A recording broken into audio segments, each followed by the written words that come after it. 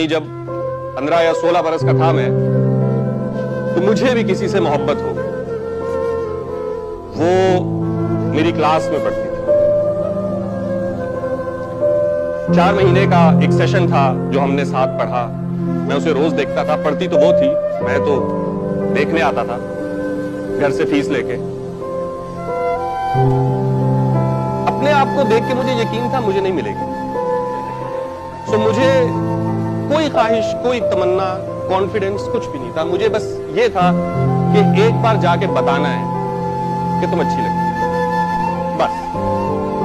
पर 4 महीने इसकी भी हिम्मत ना हो। फिर सोचा चलो कोई नहीं, अगले सेशन में बता देंगे। अगला सेशन उसने किया ही नहीं। हम सबकी जिंदगी में किसी न किसी सूरत में एक ऐसा पियानो जरूर होता है जिसे हम उम्र भर पाने की तमन्ना करते हैं। ये जो लोग तुम्हें कामयाब नजर आते हैं ना, ये सब वो हैं जिन्हें अपना पियानो मिल चुका है, क्योंकि उन्होंने वक्त पे सही फैसले किए थे। और जो लोग जिंदगी की दौड़ में वक्त पर सही फैसले नहीं ले पाते, वो फिर उम्र भर कबाड़िए की दुकान के बाहर घूमते, शीशे के दरवाजे से झांक कर हसरत भरी निगाहों से अपने पियानो को तकते रहते हैं।